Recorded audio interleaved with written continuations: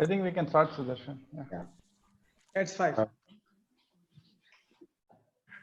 Welcome to all of you, and this is the first webinar series under the Siddhi Self-Reliant India Discussions and Dialogues for Humane Innovations, launched by IIT Madras to commemorate Mahatma Gandhi's 150th birth anniversary. So this is an endeavor to connect virtually with some of the best brains in academia, government, industry, civil society. And the theme will be mostly about the technological solutions for problems in India. We'll also be dealing with technology for self-reliance and socially relevant technologies and technology and rural development. This will be the focus of this webinar. And we are planning to do it every fortnightly for the next 1 year. And this inaugural seminar is actually on food security, retrospect and prospects. And I thank the panelists because this was organized in a very short time. And I should actually thank Mr. Balasubramaniam, who is actually very well known in the field of organic agriculture and food security. He's a director of the Center for Indian Knowledge Systems and who is also the moderator today. And he has a farm close to the bird sanctuary in Chennai. It's an excellent farm. If you visit Chennai, then you should visit this place. And the panelists are Mr. PBS Suryakumar, who is actually the Deputy Managing Director of NABARD, Mumbai. And the panel is actually a very distinguished panel and extremely busy people. And I should also thank them for accepting our invitation in such a short time. And Dr. R.V. Bhavani, who is actually practically our neighbor in the M.S. Swaminathan Research Foundation. She is the Director of Agriculture, Nutrition, Health Program, MSSRF Chennai. And Mr. Clifton D. Rosario, who is actually an advocate at Manthan Law, Bengaluru, who is going to talk about food security and the legislative aspect of it. And I just want to give you a little bit of, introduction to the etiquette as well. So mostly the questions, please actually enter the questions in the Q&A box so that I will collate all the information or the questions and then I will give it to the moderator so that Mr. Balasubramaniam can actually ask the panelists at the appropriate time and relevant time when the topic arises, so that we can engage with more people and more people can participate, more questions can be answered. Once again, this first webinar is on food security, and I welcome all the panelists. And actually, this is an endeavor or the initiative of the Office of Global Engagement at IIT Madras. And I now hand over the mic to Professor Raghunathan Rangaswamy, who is the Dean of Global Engagement, to give a few lines, introduction and welcome to the panelists. Thank you. Thank you, Sudarshan, a lot. Welcome to this IIT Madras Siddhi series, which, as Sudarshan mentioned, we have started to commemorate the 150th birth year of Mahatma Gandhi. I'm very happy that we are doing this. We are looking at this webinar series as broadly addressing questions related to technology serving the society. And also, all of you know, IIT Madras is one of the premier technological institutions in India. And we are very cognizant of our responsibilities. And this is one part of our outreach to the society to understand the problems and also disseminate the fundamental science behind many of the technology solutions that are out there. I'm really happy that today we have this webinar series on food security with a particular emphasis on post-COVID situation. I think this is a very important topic that needs to be discussed in detail. And we have a very distinguished set of speakers in this panel. And I hope that the audience enjoys this panel and then learns from this discussion and poses some interesting, relevant questions that can be taken up for discussion. Thanks everyone for attending, and I hand over the proceedings to Mr. Balasubramaniam. Thank you. Thank you, Professor Raghunath, and thanks for the members of the IIT team for inviting us to be part of this inaugural webinar on food security. So To begin with, I think we can start with quite a simple understanding of what we mean by food security, namely that all citizens have enough food that's available, accessible, and affordable. So we have set the theme for the seminar as food security, retrospect, and prospect. So I think that instead of looking at it very narrowly in terms of what happened the last few months or what happened just the last few years, I'd like to look at it at a broader panorama in terms of where we have come the last several centuries or even millennia, because the setting for this is in terms of 150th birth anniversary of Mahatma Gandhi and on the eve of the 75th anniversary of Indian independence. So to begin with, I think let's remind ourselves that if we look at the Indian civilizational perspective from the point of view of the last 2 or 3 millennia, we have always been considered historically as a land that is vast, fertile, and extremely prosperous with respect to food. Just to remind ourselves of a few basics, we have as a nation the largest cultivable area of any nation, which is about 160 million hectares. In most prosperous areas of the world, the total percentage of landmass that's cultivable is usually about 20% or 1/5 of the area. Wherein in India, we have 3/5 of the total area that's cultivable. For example, in comparison to India, which has about 160 million hectares, United States, which has almost twice the landmass of India, has 177 million hectares that's cultivable. That's in terms of landmass. Then in terms of abundance of rain, we have perhaps a huge landmass where the average annual rainfall is of the order of about 105 centimeters annually. This again is something remarkable. And if we draw a comparison with the United States again, which has about 2 times the Indian area, has about the same volume of rain being delivered every year.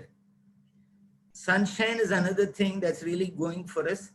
Almost in every part of India, we can cultivate 2 crops without any problem and 3 parts with some difficulty in many parts. There are very few areas of the world where we have such a large landmass where something of this kind can happen. Most importantly, in terms of biodiversity and bioresources, India can boast of having 2 of the 12 biodiversity hotspots of Wavelow. And we have a very rich biodiversity and also a continuous tradition of farmers and farming methods that make use of and build on this biodiversity. As late as early 20th century, late 19th century, people are writing books like Farmers of 40 Centuries, because it was considered quite remarkable that we have a huge landmass like the Deccan Plateau or the Indo-Gangetic Plain, where it appears that people had been cultivating for something close to 35 to 40 centuries without any steep decline in fertility or returns. And finally, we can say that through the millennia, the various visitors who had come to India, starting from the time of Alexander, the time of the Roman Empire, the time of the Chinese visitors, the Arab visitors, European visitors, the prosperity and the agricultural output of India is something that had held them in thrall. So we now need to remind ourselves that the current situation that we find ourselves is really largely a result of what happened in about 150 years of colonial rule around the turn of the 19th century to the middle of the 20th century onwards, where there was a precipitous decline in the yield of cultivated crops from about 2.5 tons per hectare to something close to about 1.0 tons per hectare on the eve of independence. Around the eve of independence, we inherited a system that was declining and that was just recovering from a calamitous Bengal famine that had taken place in 1943. This is what newly independent India had to face up to. And in the 70, 75 years past independence, where there have been a number of positives, a lot of things have happened, there are 2 things that stand out with respect to food security that should flag. One is what we now call as the Green Revolution. In response to the need for increasing the production of food, productivity of food, and reaching more food to the cities, in the 1960s, India went to a path where there was a heavy investment in producing seeds and in producing crops which could increase yield and increase output in response to high doses of chemical fertilizers and chemical pesticides. In the words of Professor Swaminathan, what had happened was that we needed at least a one-time adjustment through which the food production could catch up with the booming population. That is something which happened in the 60s, and that gave us a certain amount of political spine and self-reliance. Those of you who are in the 60s, like me, may remember there was a famous cartoon by our great cartoonist R.K. Lakshman, who describes how susceptible India was to foreign influence in terms of food aid. I still remember as a schoolboy, there was this cartoon that was drawn by Lakshman, which shows a minister in his office looking out of the window at the rain, and he says, "The monsoons have set in on time again this year. Good, good. Once again this year, we can ask the Americans to mind their own business." It seems to be reflecting the fact that India was quite a bit susceptible to various kinds of political push and pull, so long as for basic food, we were dependent on imports, not just a hand-to-mouth existence, but what was described as a ship-to-mouth existence. We came out of that in the 1960s, and then in the 1980s and 1990s, and early in this century, there is something very significant that happened, which we now call as the National Food Security Act. What was this? This was really an act that was enacted with the aim to provide subsidized food grains to approximately 2/3 of India's population, which is very, very large. At the time of enacting the legislation, it was remarked, and I think we should recognize, that this marked a paradigm shift in addressing the problem of food security that shifts it from the welfare approach to a right-based approach. So these are two landmark developments that have taken place with respect to food production and food security in the post-independence period. So now, on the occasion of the 150th anniversary of the birth of Mahatma Gandhi, and on the eve of the 75th anniversary of independence, we are now here with a panel with a broad theme of food security, retrospect, and prospect. I really look forward to this presentation by the three panelists. I'll introduce them briefly to you. The first of the panelists is Mr. P.V. Suryakumar. Mr. P.V. Suryakumar, he got his master's degree in plant genetics from the Indian Agricultural Research Institute.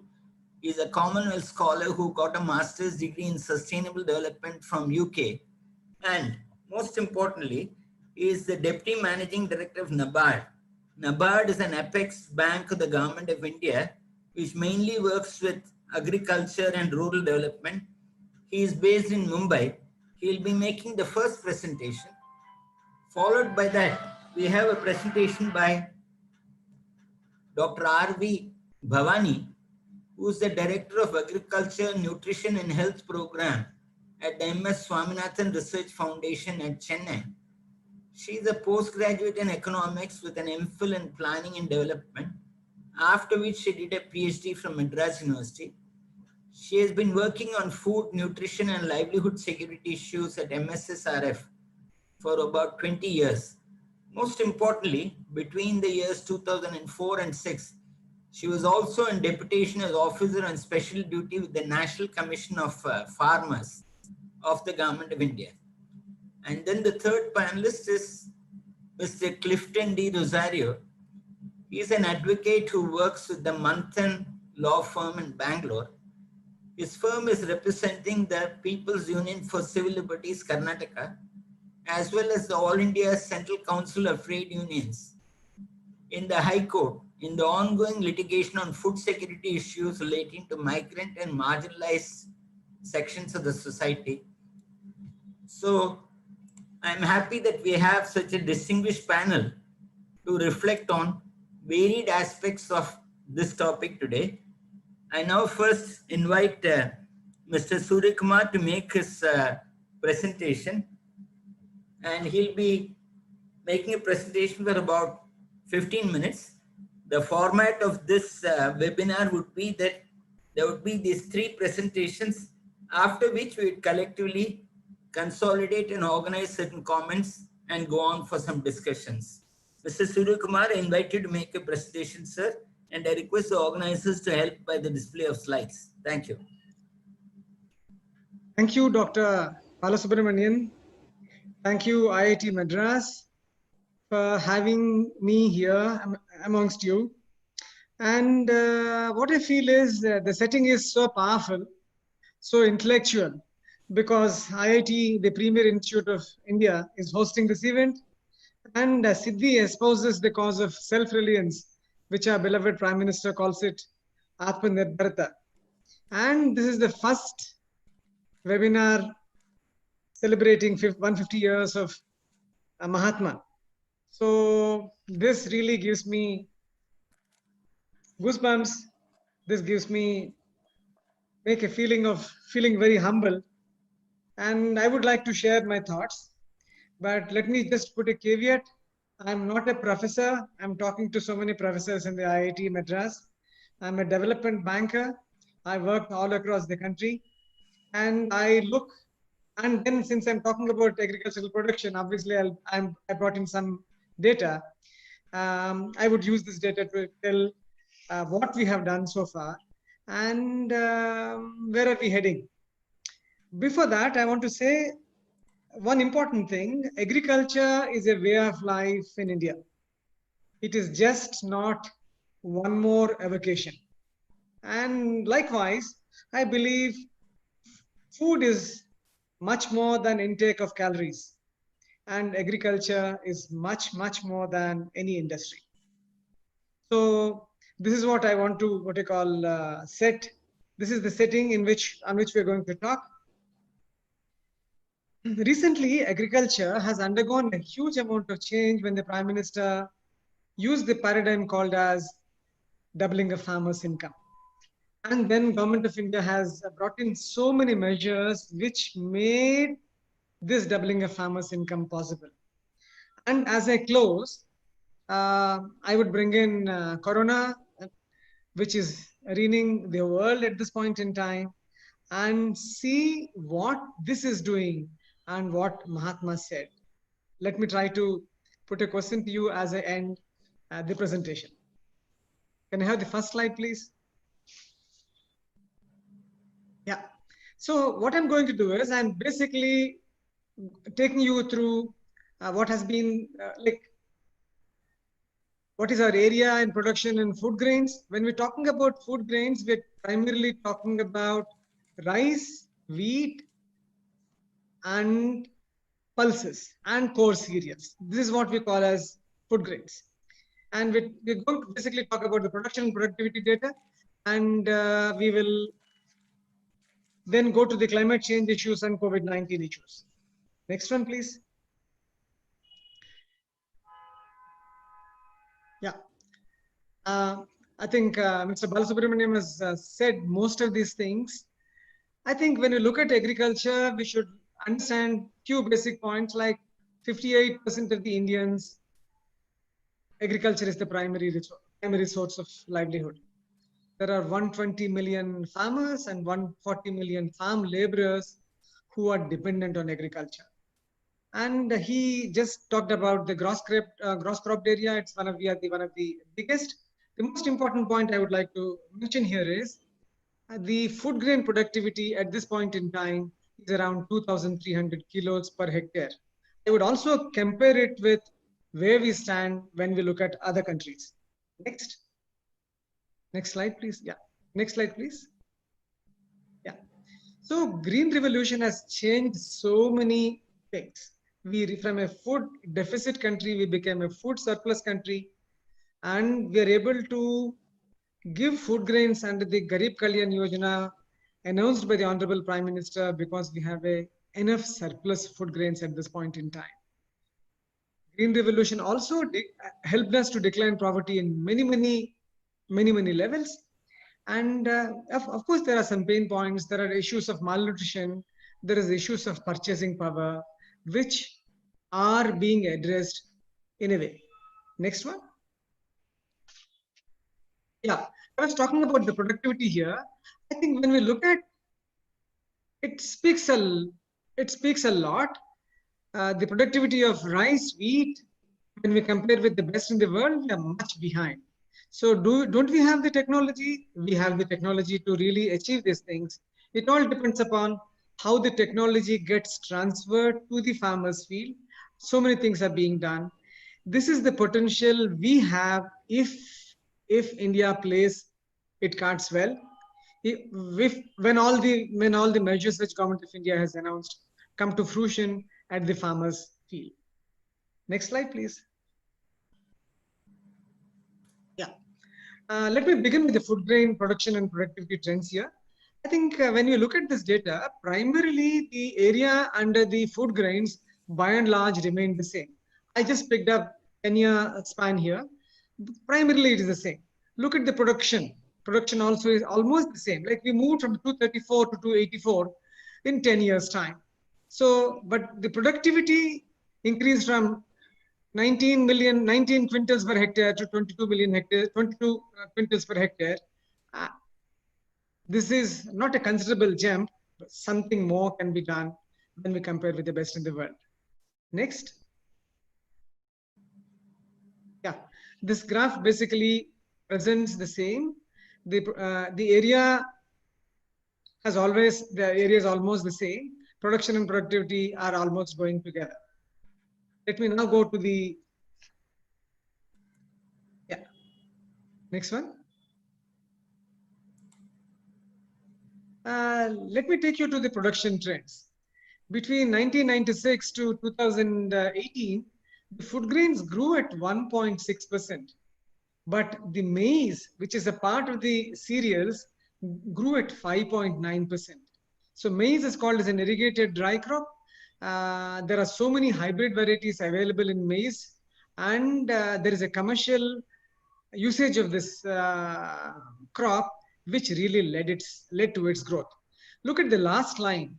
The annual growth rate for the millets have declined. At this point in time, courtesy COVID, many people are looking at minor cereals, which are very nutritious. And I think this is going to get a fillip very soon. Next. Yeah. Let me now take you through cereals. When we're talking about cereals, we're primarily talking about rice and wheat. So again, the area, in fact, has declined from 100 million hectares to 95 million hectares. And the productivity has gone from 2,200 to 2,700. So this is the average of the rice and wheat which we grow in the country. Next slide.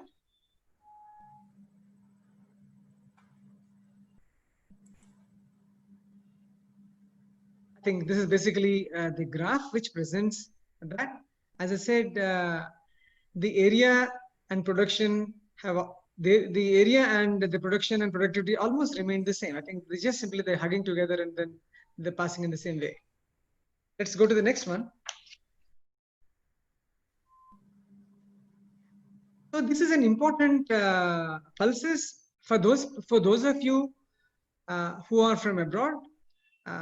Pulses are an important source of protein in the country. There are many Indians who are vegetarian or vegetarian at least on some days in a week. The productivity, the area has always, if you see the area clearly, in 1980 it was 22 million hectares, and 2017-18 it is now 29 million hectares. So the productivity has gone up, has doubled actually from 473 to 835. This has happened because as the incomes increase, the demand for pulses have increased, but the productivity can go much more beyond what we have when we compare those countries where we import the pulses. Shall we go to the next slide, please? So this is what the graph represents what we have discussed. Let's go to the next one. Yeah. As I said, India is the biggest consumer of pulses, and we are one of the biggest importers of pulses. We import pulses from Burma, we import pulses from Canada, we import pulses from Australia. In fact, some of the red gram or pigeon pea which we eat is cultivated in Australia and then it is imported back.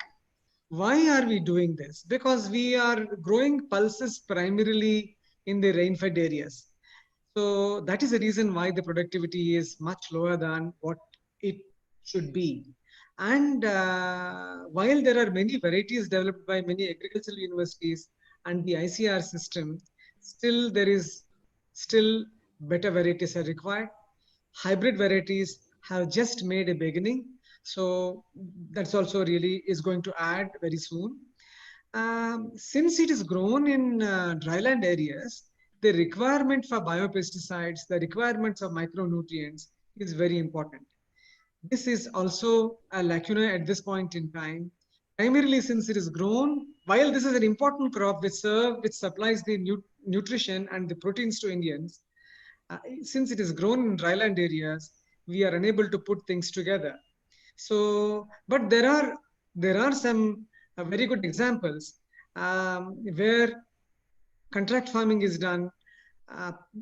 For example, there is a brand of pulses called as Tata Sampan, where there is a PPP partnership between government, some state governments, government of Karnataka is a participant in it, Tatas and farmer producer organizations. They work together and they're able to market, they're able to supply very good quality stuff. So this can happen in other places as well. Next one. So now let me just sum up with the food grain availability in the country. So in the last 20 years, we moved from 198 to 295 million tons of production in the country. This is something very, very, very big, but it can become much better. So wheat, but one downside to the whole thing is wheat and rice constitute 75% of our total food grain production. This is something, so the cereal, other millets are just 25% of the total food grain production. Next one, next slide. Yeah. Now let me take you quickly through the oil seeds. Oil seed story is almost the same like pulses.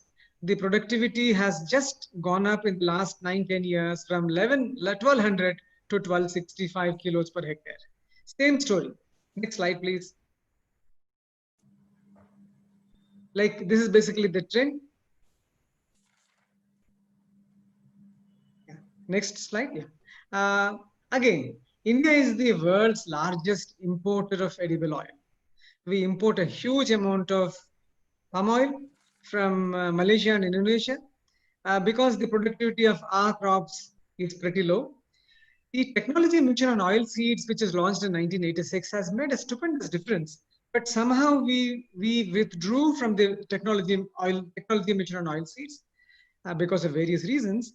And again, the government is apparently considering to kickstart this mission on oil seeds so that we become self-reliant on oil seed production.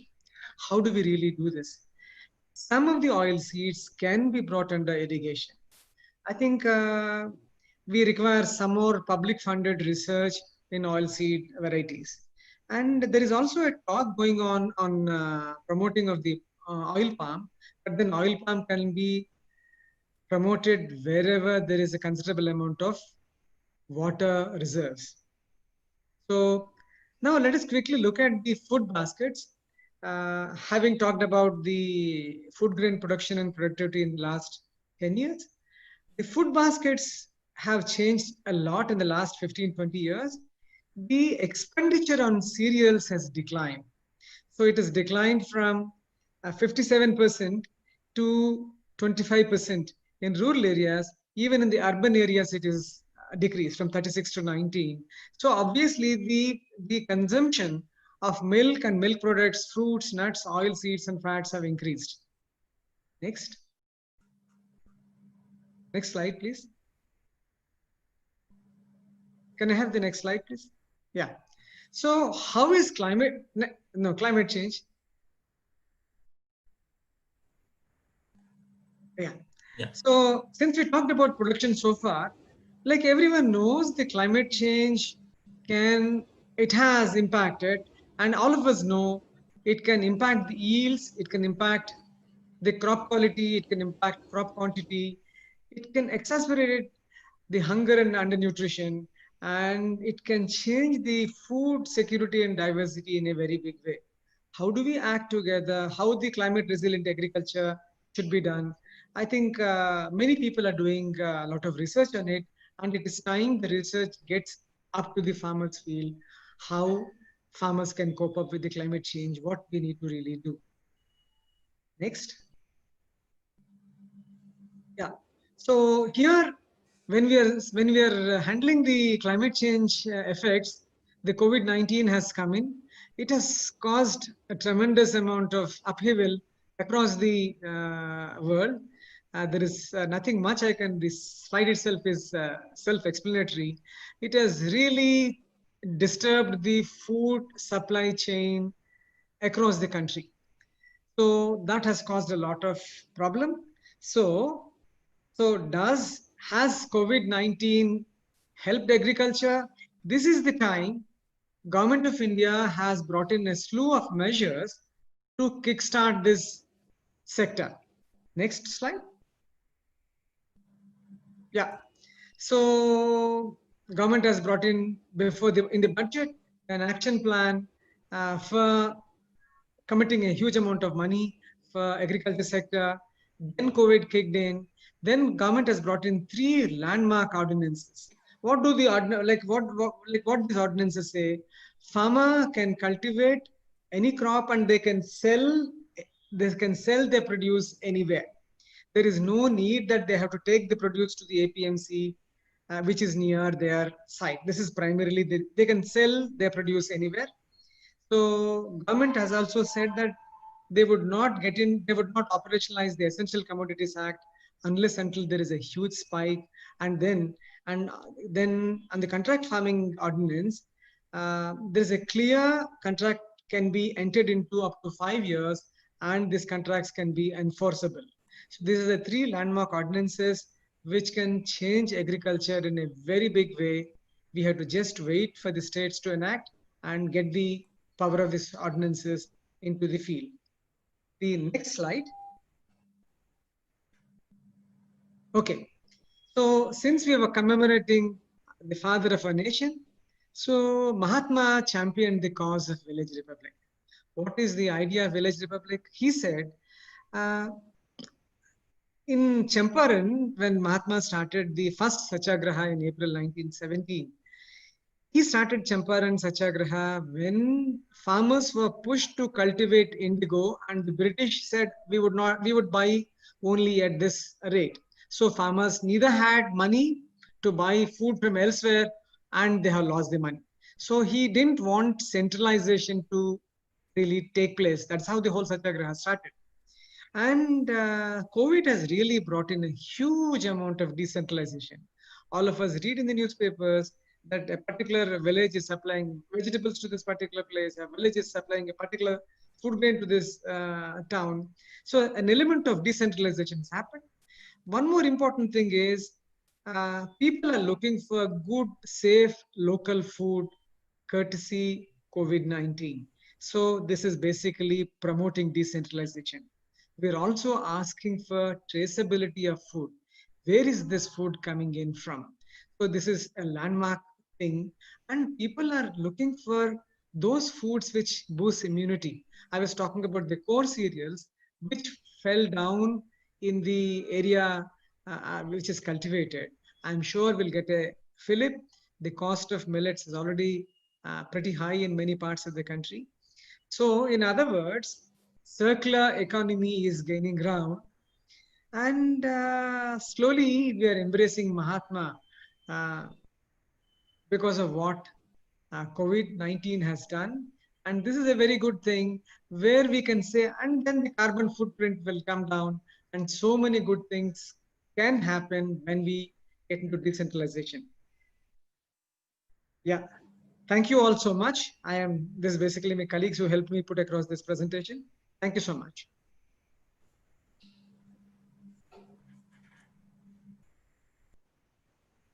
Yeah. Thank you very much, Mr. Thank you very much, Mr. Surya Kumar. I think I stuck to my time, sir. Thank you. Yes, thanks for keeping to time. As we decided earlier, in terms of the format of this presentation, we'll have the discussions and questions collectively towards the end. So I now invite Dr. Bhavani to share with us her thoughts and presentation on food and nutrition security. How are we faring? The interface between food production, consumption, and nutrition. Dr. Bhavani, you have the floor, please. Thank you, Mr. Balasubramanian, and happy and privileged to be here on this panel. And following your panoramic, setting of the stage, and Mr. Surya Kumar elaborating on the food production situation, I will begin by focusing and looking at where we are standing in the global context and the issues that we face that are facing us today. So to start with, I'll run through a few basics in terms of what do we mean by food security. Mr. Balasubramanian, you did mention it in terms of food availability, access, and absorption. And this is the universally accepted definition of food security adopted at the World Food Summit. And in terms of food security being a situation when all people have the physical access, which is the food availability, the economic access, the purchasing power, and then to sufficient, safe, and nutritious food. So there are two aspects to it. There is food security to address basic hunger, and then nutrition security. You need to have an intake of nutritious food to meet your dietary needs for a balanced and active and healthy life. And countries of the world have committed themselves to a set of 17 sustainable development goals to be attained by, they've set the target by 2030, we should have a world where there is no poverty, there is zero hunger. And a lot of the 17 goals, if you look at them, are linked to food security in terms of, it relates to life below water, life on land, and gender equality, good health, well-being. All of that can happen only if all of this contribute to and or also an outcome of a healthy life and the linkages working in a synchronous fashion. So the specific Sustainable Development Goal addressing food and nutrition security is SDG 2, which is end hunger, achieve food security, and improve nutrition and promote sustainable agriculture. Now, if you look at where we are today, so first the global picture, we have the state of food insecurity in the world. The report brought out by FAO and other UN organizations came out, was released last month for 2020.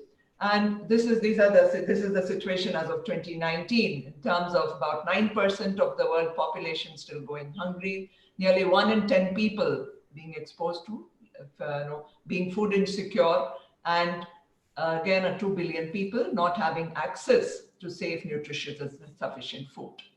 So clearly, we are not on track to attain the targets that we have set for the Sustainable Development Goals. And now the COVID crisis, which is again expected to further contribute to a downslide in terms of increasing the number of people who are undernourished and food insecure. So in this context, where is India situated? Well, the Green Revolution, and we were able to attain a situation of food security in terms of addressing basic hunger, in terms of addressing calorie deprivation, in terms of our rate per capita availability of food grains going above our rate of growth of population.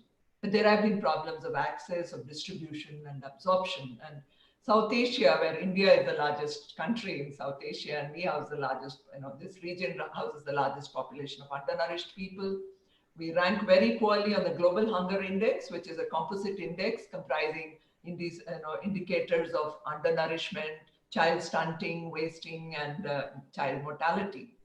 And these are figures from the National Family Health Survey, which is a decadal survey. And again, in terms of, we have more than 50% of our children, less than 5 years, and women in the reproductive age group being anemic, and other issues of child undernutrition. Just a few indicators that I've put together here to highlight that it's not a very happy situation, and we have a long way to go.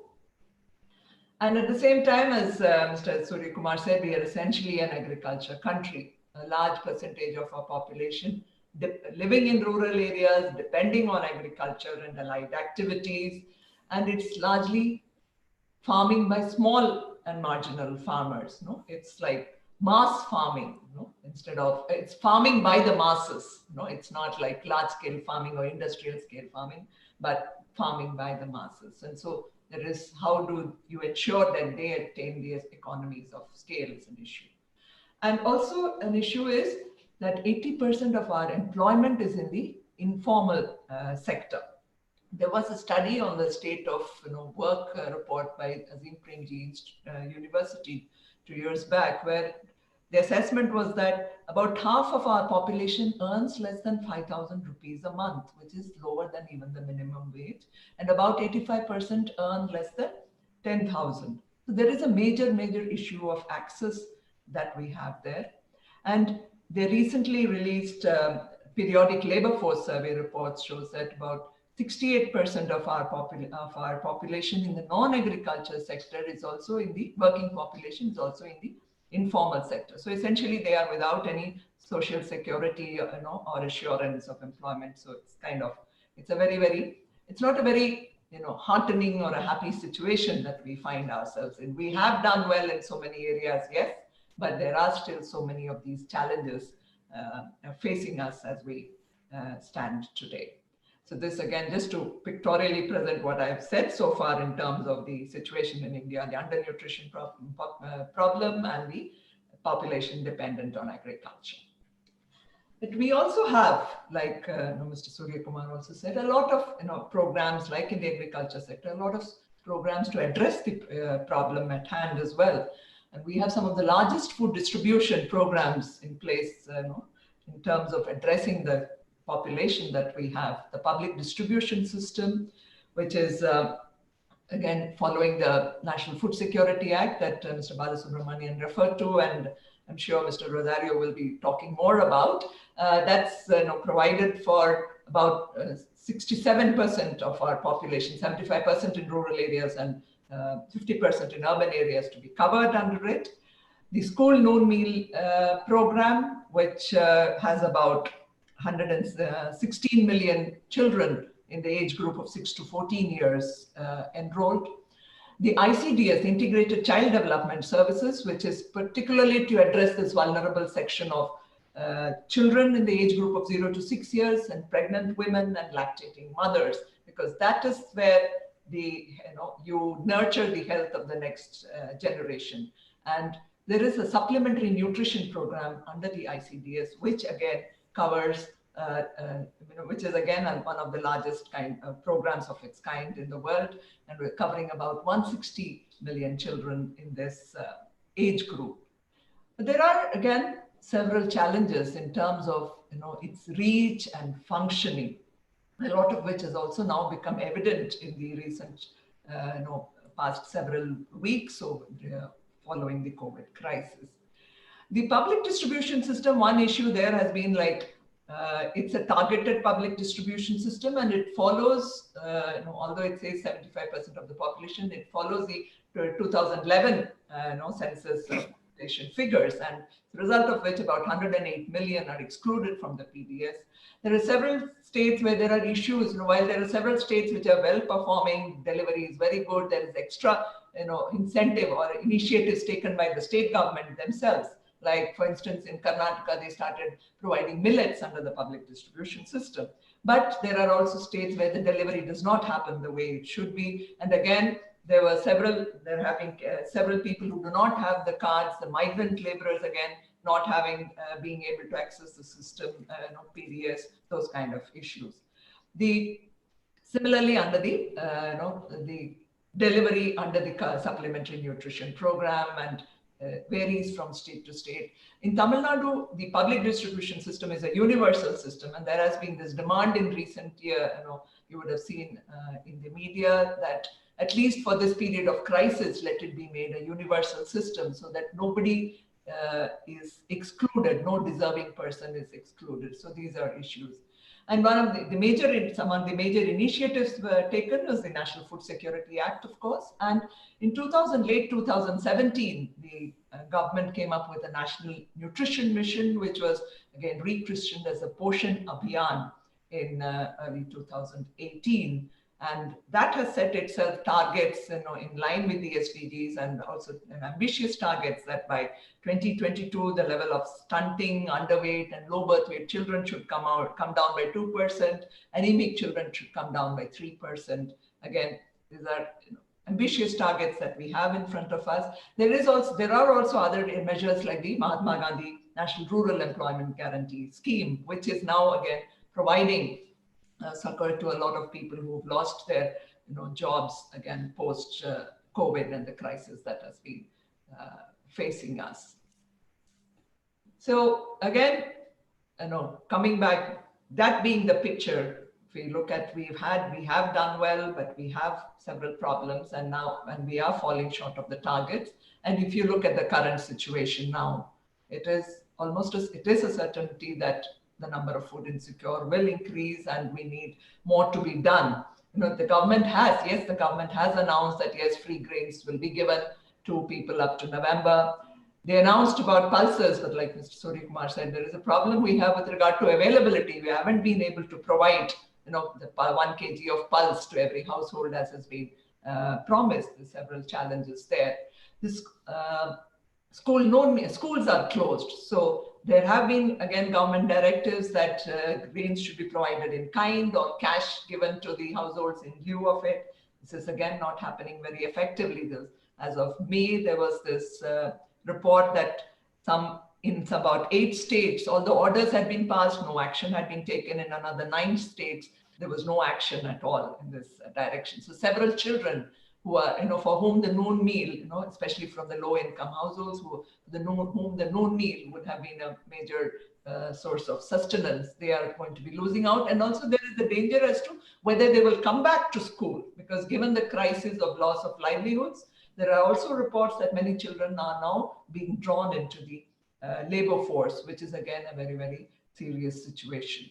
There are again several reports that everyone would have seen in the media and other studies that there is an increase in number of people going hungry and people in terms of not being able to have adequate food to eat and loss of livelihoods both in the agriculture and non-agriculture sector. Of course, now the Kharif season has picked up and there is, at least the rural areas, there is a lot of activity happening, but the COVID crisis is still with us and the challenges remain.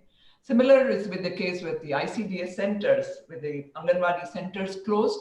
In many cases, the units which used to manufacture the dry ration, they also closed down. So there wasn't, although the directive was there, the dry ration was not being produced to supply to the families. Again, the children in the age group of 3 to 6 years would come to the Anganwadi center to get a hot meal, which is not happening now. So this crucial, group of children in this crucial age group are going to be affected badly. And there have been several studies. There was a UNICEF report which said that, reportedly about 2.5 million children apparently die before the age of 5 globally. And the UNICEF report said that another additional 1.2 million children are expected to die because of following this crisis, and about 300,000 of them would be in India. So that is kind of, these all when one reads or thinks about these in terms of we need to sit up and we need to do things differently, or this should be a kind of a wake-up call for us. And so I move on to just Mr. Surya Kumar said, in terms of where do we go from here? So if you look at the fruit production scenario, like Mr. Surya Kumar presented, it's largely dominated by rice, wheat, maize. But how do you bring back the cereal, the millets? And instead of coarse cereals, consciously call them nutri-cereals. They are also more suited for rain-fed farming areas. They are also more climate resilient crops. So what is the kind of planning you need to do? We also lost several of our local land races, indigenous varieties of rice, which would have had better nutrient properties than the modern hybrid varieties. So a lot of it, how do we rethink and bring back these systems? And I think, like Mr. Suryakumar, like you said, the COVID crisis and the lockdown brought down the importance of having local and decentralized models. A lot of our food production goes waste. Horticulture produce goes waste because of lack of processing. So we need to have more of these systems, local value chains developing based on the local produce, and more of understanding of nutrition. Agriculture has to talk nutrition, not just production, productivity. Yes, that's important. But also agriculture, how do you mainstream the nutrition dimension in agriculture? So agriculture officials never talk about nutrition when you meet them. That's something we have been trying to do here at the foundation, in terms of you have to look at what is it, what from the food, what is the nutrition you will get. And that requires a massive nutrition campaign. And it can't be just something to be addressed by the Women and Child Development Department, because generally when you talk of nutrition, even the Poshan Abhiyan is under the Ministry of Women and Child Development. But no, across the board, there has to be nutrition awareness. Farmers, agriculture officials, interdepartmental synergy has to be there. A massive nutrition awareness campaign to address the problem of malnutrition. And there could be, I concur, no better time than this, the 150th anniversary of Gandhiji and his, to recall his call for Gram Swaraj and see what is it that we can do differently. Yes, it is a global society and there is a lot of interconnectedness, which is why this COVID has become such a massive crisis today. But how do we ensure that we can have more of resilient communities, and how do we go about doing it? I think that's just the question that we need to seriously think about. There are several models across the country we can find, across the globe that we can find, where results have been there. How do we replicate? How do we multiply? How do we look at doing things differently? And so that it's a holistic, synergistic approach, not looking at things in silos, but looking at right from soil health to plant health to human health. That linkage has to work, and it is possible. We do know the solutions, but how do we make it happen is the question at hand. Thank you. Thank you, Dr. Bhavani. Now we have moved from the bird's eye view that we had about production and productivity to the interface between agriculture, food, and nutrition. Now I invite the third of our panelists, Advocate Clifton Rosario, who is much more closer to the field and the actual implementation of where the food is expected to be delivered, whether it's getting delivered or what is getting delivered. So Clifton, you have the floor. Please go ahead. Yes. Yeah, good evening, everyone. And thank you, Mr. Balasubramaniam, Mr. Suryakumar, and Mrs. Bhavani. I think a lot of ground has already been covered. In fact, I was just thinking, how does one even, integrate what I have to say in regard to the presentations that I've made before this, but how tough this endeavor is, I'm going to try. Actually, I just also, I forgot to actually tell Mr. Balasubramaniam, for several years, I was the advisor to the Supreme Court Commissioners on Food Security. If you all remember, the People's Union of Civil Liberties had filed a public interest litigation in 2003 in the Honorable Supreme Court on the question of food security. And there was a series of orders in the nature of a continuing mandamus that was passed. Mr. Ashmander and Mr. N.C. Saxena were appointed as the commissioners at that point. So they were advisors for each state that were appointed, and I had the fortune for being appointed the advisor in Karnataka. And for several years, we worked with both of them in trying to push a lot of, this is of course pre-2013. One must keep in mind that we didn't have any kind of legislative protection for food security until that time. So there's actually this discussion that, and having heard Mr. Suryakumar and Mrs. Bhavani, it takes me back to all those meetings that we used to have with so many officials insofar as the production side is concerned. But I also remember, because during that time the tsunami had happened, and it was, I mean, it's horrible. The Tamil Nadu really faced the brunt of it. And we were there for almost 7-8 months. I actually left my practice and I was only there. And along with Mr. V. Suresh, who was the advisor for Tamil Nadu, we actually went from village to village, literally holding these public hearings on food security. I think it was in 13 districts. My Tamil actually got fairly refined in those months that I was over there. But I think one lesson that one has learned there, which in a way gets confirmed today, is that no disaster hits society equally. We may say that that okay, coronavirus is not going to see who the prime minister is or who the sanitation worker is. This, in fact, was something that a very dear friend of mine told me, and I was forced to actually to differ. Because I think one of the things that Mrs. Bhavani said, so far as our society is concerned, I think we really need to be very clear on this relationship between the inequalities that exist in society and the capability for even ensuring food security. I'm not even going to get into nutritional security, which I think is literally a myth, something that is inaccessible for a majority of our people at this point in time.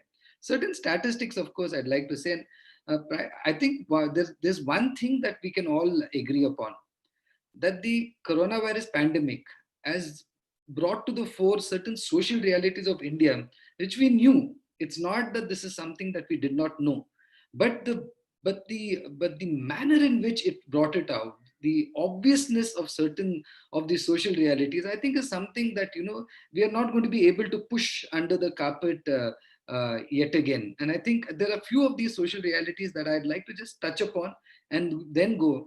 I mean, this from the entire lockdown period, actually, to say there was no lockdown for us. We have been out from Bangalore, in fact, had a lockdown even before 24th of March. It was for almost 10 days before that, where major industries, everything was shut down in Karnataka. And from then, talking to and visiting migrant workers, sanitation workers, construction workers in various slums and various labor colonies, informal settlements in and around Bangalore, the brutality of that entire situation, is something that breaks your heart. I mean, and here I remember, what Mahatma Gandhi said, that anything, when you have a doubt, you recall the face of the poorest person. And then you decide whether what you're going to do is going to be of benefit to that person. And really that talisman is something that, one carries. And even during that time, we approached the court, and I've been representing several people. In fact, Mr. Balasubramaniam, not only did we talk about the question of food security for the poor, for the migrant workers, for the marginal sections, we also, have argued matters on the protection of the frontline workers, including sanitation workers, healthcare workers. We also argued matters on the agrarian crisis, the lockdown period, and the manner in which it has broken the back of agrarian communities is something that we're going to take a very long time to get back from. On a lighter vein, of course, it is not a lighter vein. I think it's as serious. We also argued a matter during the lockdown on the rights of animals to food. Because you had a situation where pet food was not available, you had pet shops that had been closed, and those animals were just left over there. There were instances where animals were left in these centers with no food for weeks on end. So we actually moved the code for food security of animals as well. So that is the kind of that's the background with which I'd like to present to you all few just some thoughts. If you were to look at the 2013 National Food Security Act, in terms of its the promise and the performance, is what Mr. Balasubramaniam has very kindly titled this. I think just few of these social realities I'd place before you all. I think the answers are obvious. So we have 80 to 90% of India which are informal workers. Now this is not a small number. This number is around 400 million people. When we talk about 400 million people, it could very well be that this is a very large number of maybe 300 to 350 million families that we are actually talking about. Insofar as the wages are concerned, Mrs. Bhavani has already spoken about it. I'm very grateful to her for having touched upon the Azim Premji report. So you have now such a large section of people that do not have job, wage, or social security. This is prior to the lockdown. Actually, Jan Brahmin, who's done some commendable work on labor in India, he calls them the wage hunters. That basically we've come to a point where people have become wage hunters. You're just jumping from job to job, trying to earn a living. And this is everyone. This is your peasants. These are agricultural workers. These are your small farmers. These are your auto drivers, your delivery people, security guards, domestic workers. It's street vendors. All of them fall into this bracket. And what was their reality? The reality was that they had to work to have food. If you didn't work for one day, you didn't have food then that night and the next day. That's the reality. And when this lockdown happened, this lockdown didn't take that into consideration. And that is something that one has to be, honest and brave enough to accept where one makes mistakes. Otherwise, you can never find solutions. But what we found is that after the lockdown, there were these panic calls we started getting from people saying, we don't have food. Literally, people not having food. And I'm sure that I'm very aware that Tamil Nadu, which has a huge migrant population, and I'm sure all of you all would have also been involved, especially, I'm sure Mr. Surya Kumar also would have been involved in Bombay, where migrant workers literally said there is no food for the next meal. And you had civil society, everyone running helter-skelter, trying to ensure that. See, that is the kind of food insecurity that people have. That is the reality. That is the social reality that we have. And please also keep in mind that ours is a society where malnutrition is rampant. And the figures, of course, really, sometimes these figures don't do service to the kind of pain, the kind of trauma, the kind of lack of dignity, I would say, that people have in their lives. The kind of malnutrition that we saw, obviously post-lockdown, this malnutrition now has increased. In fact, that is something that any of the experts are something that they would say. So keeping that in mind, now let us understand what happened insofar as protecting the right to food for people are concerned. Right?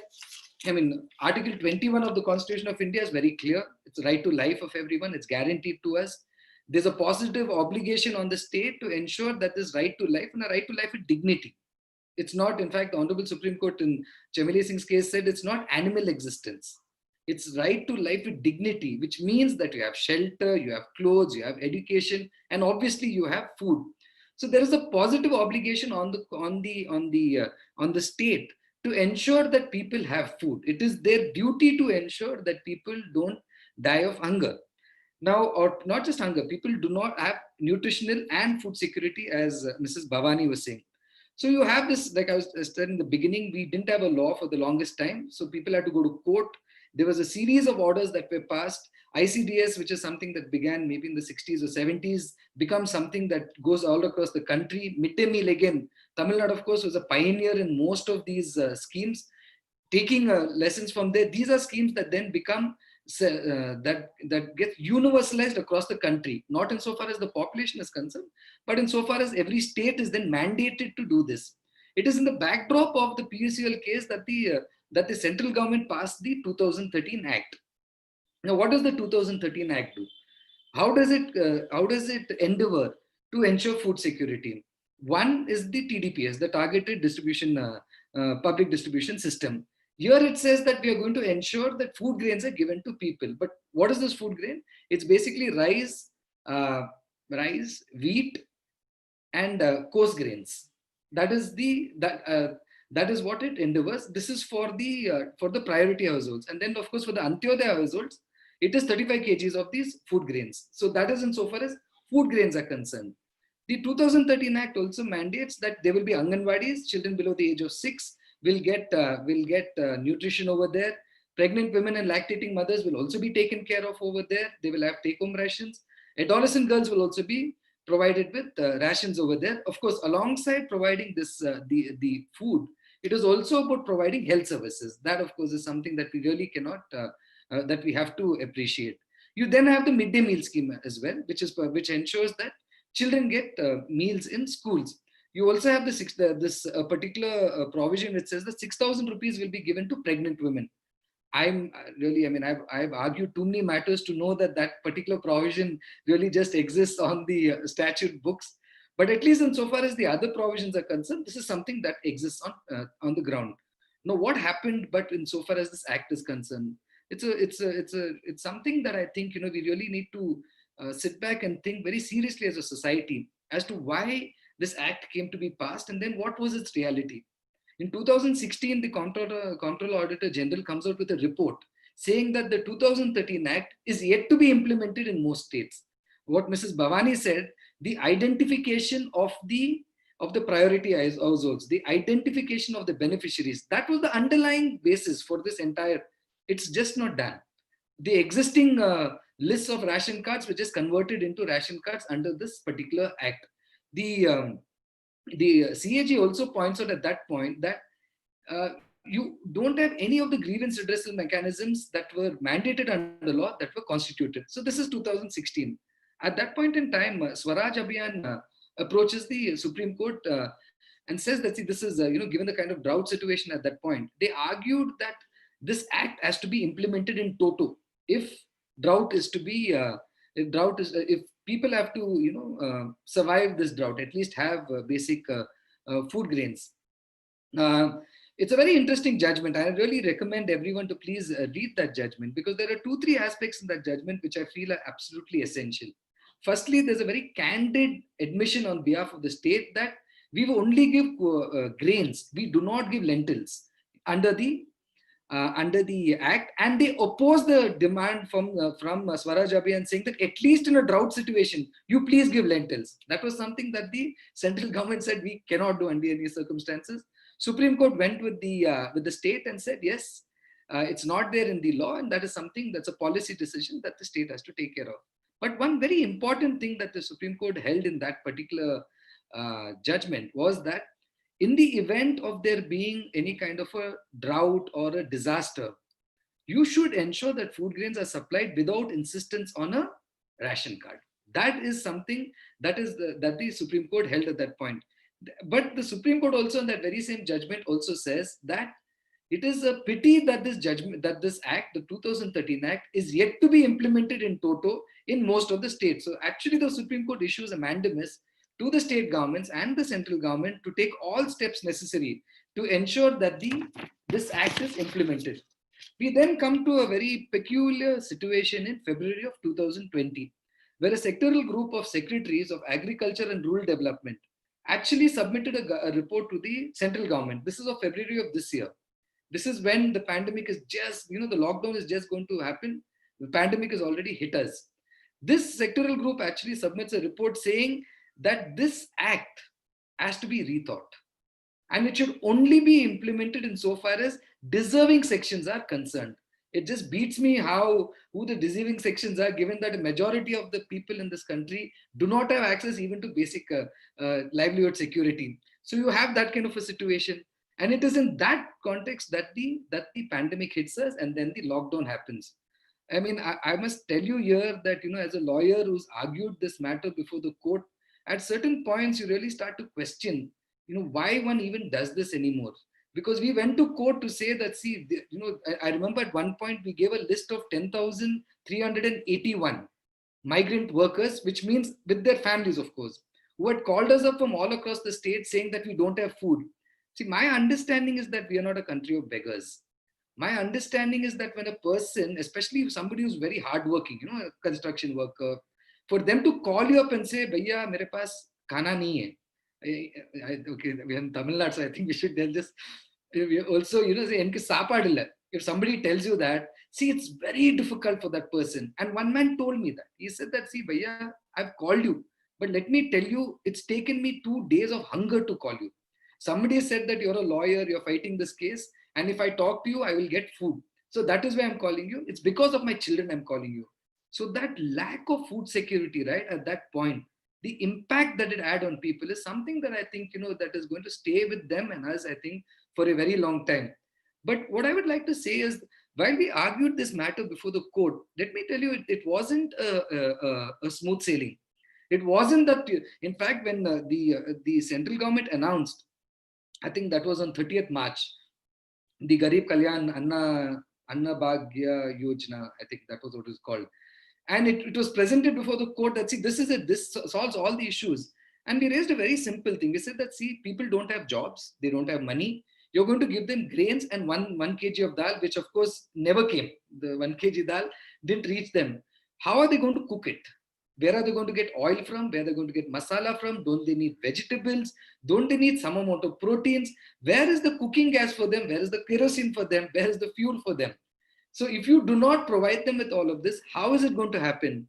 And let me tell you that despite the kind of opposition that we received in court from the respondents, which was the state government and the central government, we were able to actually persuade the court. The court was able to appreciate that Article 21, right to life, means, especially in a situation like this, where the central government, you have taken away the rights of people, you have taken away their livelihood. You have to ensure that they have food. That is the line that the courts took. So we got a series of orders, and I think there were some orders passed even in the Chennai High Court and few other high courts. Ration kits were then provided to all people who wanted food grains. And this ration kit was enough to last a person for 21 days.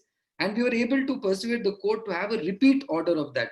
So it is only by virtue of, moving the court in this direction, at least in Karnataka, we were able to get some of these orders. And it's not just me. There is a series of councils who fought this matter and ensured that at least food grains and some amount of food security was ensured. No thanks to, insofar as the manner in which the governments actually responded to it. Here, of course, I'd like to also place a word of caution, as it's my duty to say this, that the Supreme Court was also approached on the question of food security and all of that. But unfortunately, the Supreme Court did not entertain too many of these matters. It was left to the high courts itself, that came to do that. So now we've come to a situation where today, if we were to look at what the situation is today, we still, I would say that this crisis is not something that's going to go away in the near future. This is something that's going to stay with us for a while now. Under these circumstances, I think it is mandatory for the central government and for the state government to relook the National Food Security Act. Barely giving food grains free of cost till November is not going to ensure any kind of food security. And I'm not even talking about nutritional security. Just, come se kam, you have at least some rice and dal. Let's say that's the basic that, this government can ensure. But it has to ensure that, and that is something that this government has to look. And here, I think I'd like to just end on one word of caution. This is an interview that appeared on 8th of August 2020 by UNICEF's India Chief for Nutrition, Aryan D. Vagt, where he says that he warns that the increase in joblessness and poverty due to the pandemic will lead to rise in hunger as well as nutrition. He stressed that COVID-19 sensitive strategies must be developed to continue nutritional services in India. I think this caution we should really take extremely seriously. Even within the framework of this 2013 Act, we need to be a little more proactive. We have to ensure that they work. If the Anganwadis are not open, the take-home rations are not reaching, and the money is a piddly 150 rupees that each child gets. What is the security that that child is going to happen? In any way, it's going to be distributed, if at all it reaches them. So the keeping Anganwadis, keeping schools closed, that means that children are not food secure.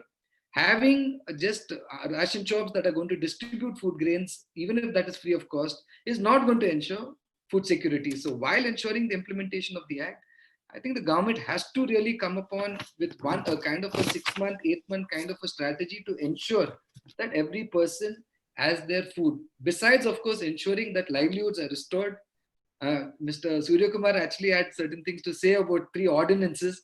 Mr. Surya Kumar, I won't go into that because I have my own views insofar as why, I'll end on this actually, Mr. Surya Kumar, there is this book called The Shock Doctrine by Naomi Klein. It's an incredible book. It's a book I recommend to most people now.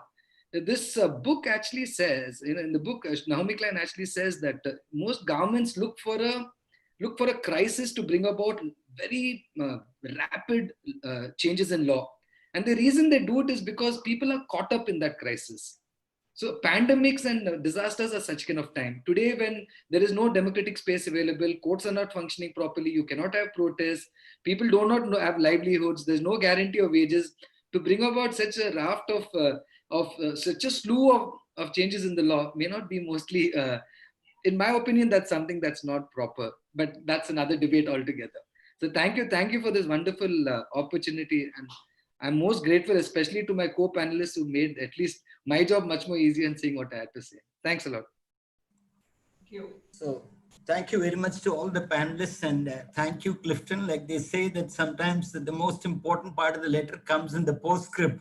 So we made a particular note of your concluding remarks. Thanks, Clifton.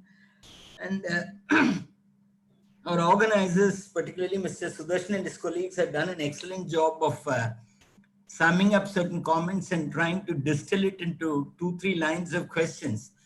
I know that there are so many participants and so many possible comments and questions that we can't possibly do justice to every one of them. But there are 2-3 main strands of it that I just like to mention, and I'll request the panelists, one or any of them, to comment on it before I go to the summing up.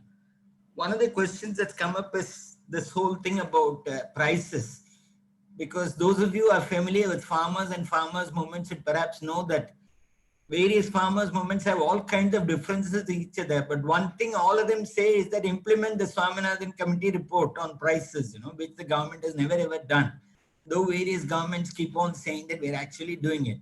So one is a question of prices for agriculture commodities. The second is, how do you see the relationship between food security and population?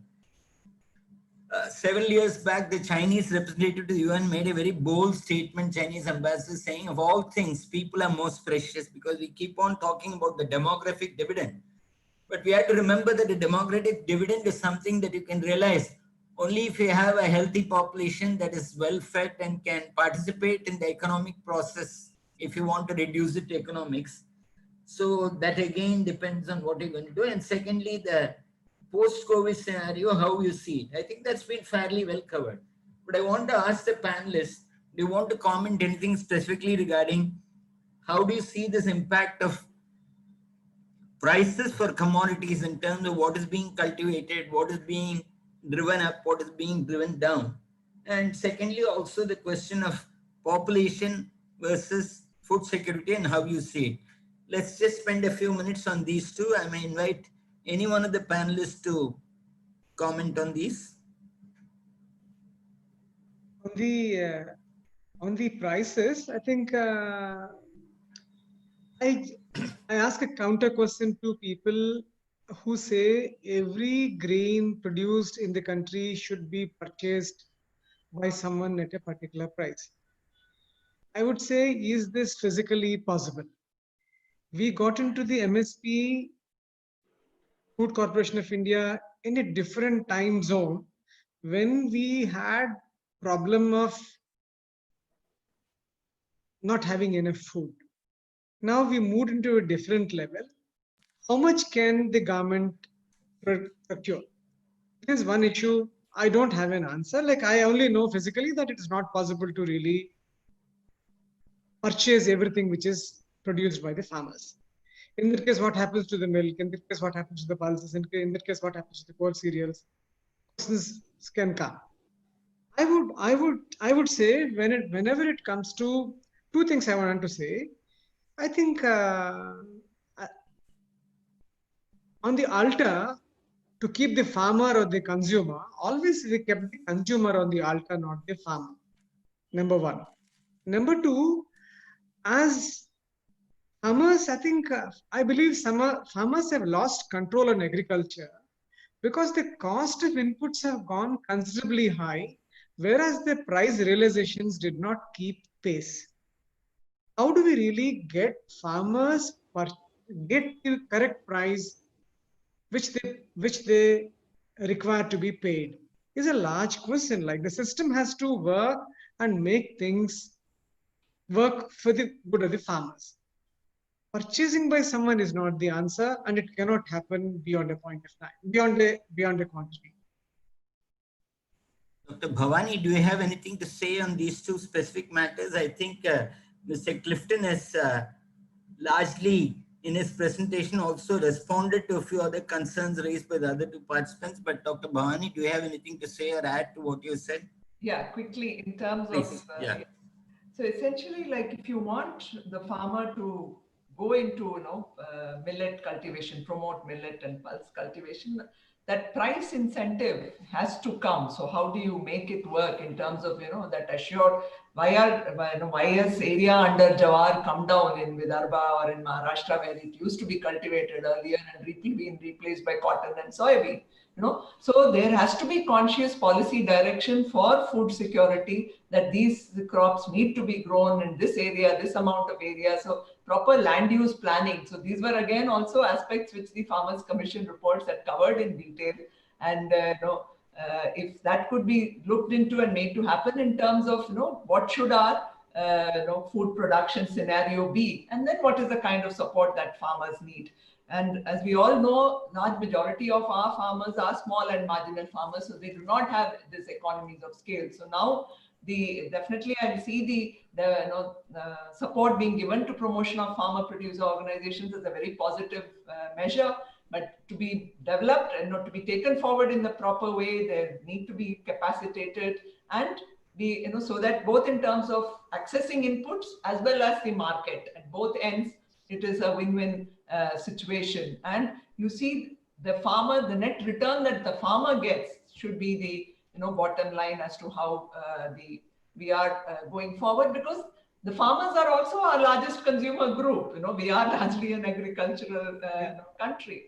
So I think agriculture needs that kind of policy attention, and food production also needs the necessary kind of attention. Importing food grains or that shouldn't be what we look forward to. We should aim for food security through our own production. And in terms of food security and the population, I think again kind of been covered broadly in terms of we should be in a position where we are able to meet the food needs in terms of not just food grains, but in terms of pulses, animal foods, looking at agriculture as the entire gamut of providing for your population. That's how I would look at it. One point I want to make, Dr. Balasubramanian, when we're talking about income to the farmers, when we're talking about increasing the income, we need to really have a clear policy what need to be grown in a particular district. Yes. We need to develop such sort of plans. There are those regional plans that don't exist. Say, for example, in a particular place, look at the millets. Millets are around less than 600 kilos per acre. So don't we have the technology? We have the technology. We really need to mesh them together. And then I would like to tell a second point here. There is an interesting campaign called National Egg Coordination Committee campaign. I don't exactly remember, it's in Hindi. It's called Roj Khao Ande or something like that. So someone sponsored a very slick advertisement that says this is an important thing. At some point of time, we need to tell people, come on, you don't start eating rice and wheat every day. You need to eat millets also. Say, for example, some millets in Karnataka, I think Clifton will agree. Like I just came from Karnataka a month in June 15th. I purchased some millets and came. Some of the millets are as expensive as 250 rupees a kilo.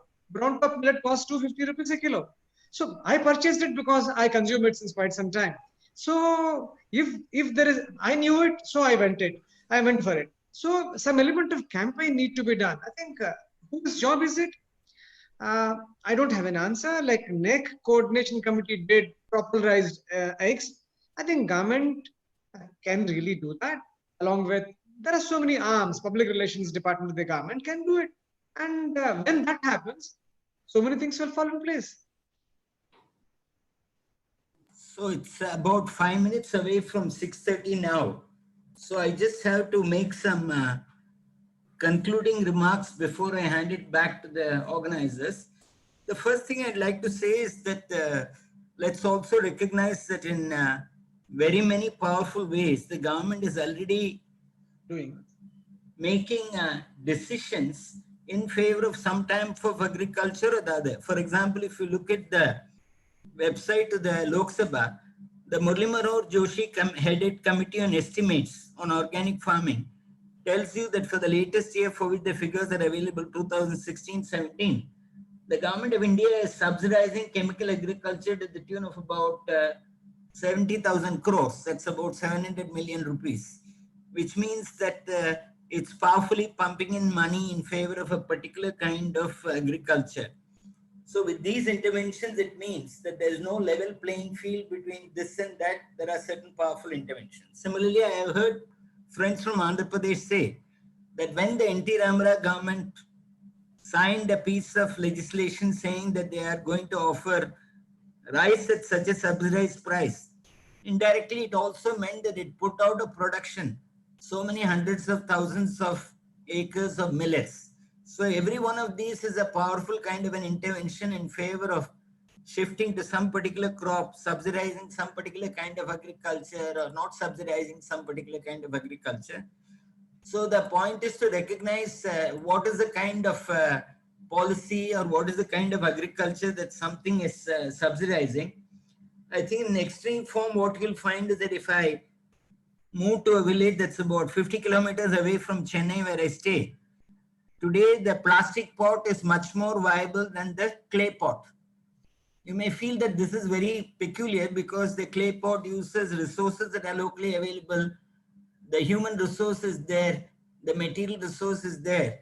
Whereas for the plastic pot, you have the raw material coming across from tens, thousands of kilometers. The state invests so much in refineries, the state invests so much in transport, tens of thousands of crores. If you put it this way, people may say, are you trying to stop all development? The idea is not whether we are trying to stop development, but to recognize that every one of these investments is making certain types of technologies viable and certain other kinds of technologies unviable. So how and what the state should intervene is becomes a very critical matter. But I think that we have done a fairly good job of trying to triangulate and look at it from three different levels and angles. And I rather think that in terms of summing up, in terms of where we go from here and how we handle the uncertainties and vulnerabilities that we have always had, which has just got exposed more due to COVID. It's not as if COVID has created problems. I remember sometime back reading there is eternally a discussion among some cricket coaches who say, does cricket develop character? And somebody said it doesn't develop character, but it shows up character that you have already developed, So it's not so much as if COVID has developed these problems, but it shows up the fault lines. It magnifies the problems that we already had on various grounds. So in conclusion, I think already Clifton has used rather poetic words and used it also a very beautiful touch. For example, he says, what should be the guiding principles of which way we go? The talisman that Mahatma Gandhi had given us, saying that if you are any time in doubt as to which way you have to make a turn, please think of the poorest and most vulnerable person whom you have known and ask yourself if it makes a difference. I think the talisman still holds good. And he went on to add a very poetic touch about the rights of animals to food.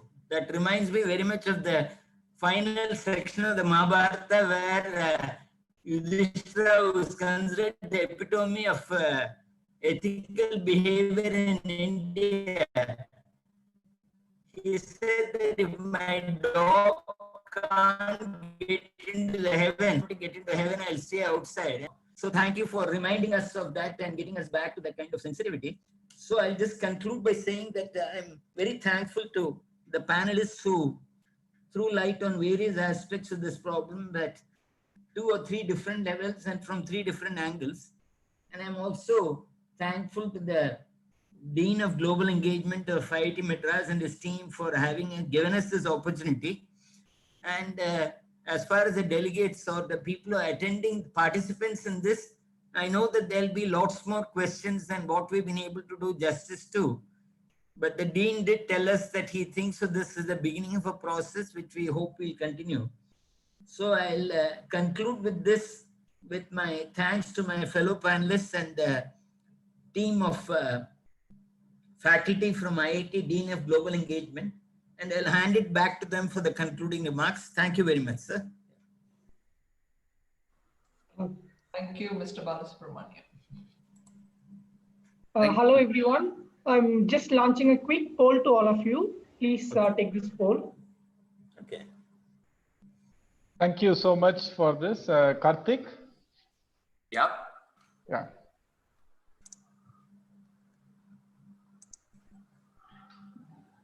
So good evening, everyone. So the poll will end in another 10 seconds. Yeah, so please do, you can pick the poll in from your Zoom, the bar on top, the Zoom bar on top, next to participants, Q&A, polls, and so on. So you can pick your poll there. And We have got many. Yeah, 100 plus people have voted. We have another 10 more people, and we'll close it in another 5 seconds. Okay, so I think this some of the participants have asked if the PowerPoints that are presented can be distributed or made available. May I ask the host to comment on this, please? If you have no issues with sharing the slides, we are more than happy to share this with the participants. Mr. Surya Kumar and Absolutely. Dr. Bhavani? I have no issue. Yeah, sure. They could okay. be converted into PDF. That's all. Okay. So we will. Thank you for that. Yeah. Yeah. Thank you. We will hopefully host this in the website, so anyone who wants to download can download it. Thank you for that idea. That's fine. Karthik, please. So I think we had a wonderful start to the Siddhi webinar series. As most of you do remember, Siddhir Bhavati Karmaja is the motto of IIT Madras, and so a lot of people had to do work to get this thing going. So I just wanted to quickly thank all of them, starting with Sudarshan, who took a lot of initiative to set this up, and of course Shri Balasubramanian, who got in all these wonderful panelists together and ran a very tight session, very well on schedule, and a lot of interesting discussion and talks. And thanks to all the panelists who are like super busy, especially in the current scenario and so on. All of them have been spending a lot of time on so many other issues at this during these testing times, and very thankful to them for having joined in and shared their views, and lots of interesting food for thought there. And I hope all the participants who tuned in today will go back very enriched by this experience, and think a lot on how to solve these problems. And as we don't see Siddhi as just a webinar series to spend an afternoon or an evening watching these speakers, but as a more an important way to get such thinkers together, thought leaders together, and frame a set of problems that the country should solve, and where we believe that IIT Madras and other such technical institutes will have a real important role to play, right? For example, how can we leverage various technologies, so starting from data science that's ruling the roost today, to solve problems such as local sufficiency, self-sufficiency, and so on. So there were questions about who should grow how much of what and so on.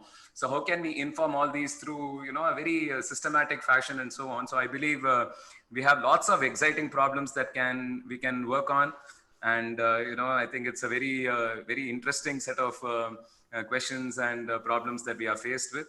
And surely we will as they say in evolution, like whatever doesn't kill you makes you stronger. So I think those of that we all survive this pandemic to come out stronger at the end, and we hopefully will have solutions to a lot of these problems over the coming years. And I also take this opportunity to wish you all a very, very happy Independence Day tomorrow. Thank you. Jai Hind. Thank you. Thanks, everyone. So I'm launching a feedback. So can you please take the feedback so that it will help us improve better? Thank you all so much. Thank you. Just a quick point on a couple of upcoming webinars. So we have Gandhi in the 21st century on 21st of August. And a little later, we have this very interesting physician who was from the WHO, the Director General of WHO, Hafnan Mahler. And so these are, we have some talks up on these. So, please do tune in for that to the Siddhi website and register when you can. See you. Thank you. So can others also please take up the poll, please, on the feedback? 20 more have to take. I may request everyone to take the feedback poll, please. I think the panelists don't have to wait for this. Actually, they can go and do their work. Thank you very much, sir. Thank you, really. It's a great learning experience for all of us. Thank you so much. Yeah, we will actually, this is, as Karthik pointed out, this is not going to be one-off thing, because we'll trying to build up a feedback loop where the students can actually learn, then we can work on some issues, then policy in terms of implementation. So we are trying to kind of develop a kind of this feedback loop, which will kind of be helpful for the country. So that's what we are trying to do. That's why we started this on for the 150th anniversary of Mahatma Gandhi's birth anniversary, and also before the eve of the Independence Day, actually, on the eve of the Independence Day. Thank you very much, everyone. Thank you very Thank much. you very Thanks much. to my panelists. Thank you, Mr. Balasubramaniam, Mr. Sarvyakumar, and Mrs. Bhavani. Fantastic opportunity. Thank you. Take Thank you. care. Mutual. Bye. Take care, everyone. Take care. We didn't know that your Tamil was so good. We'll certainly look you up during the next visit. Yeah. I wish I could, get it improved better, but it's one of my favorite languages.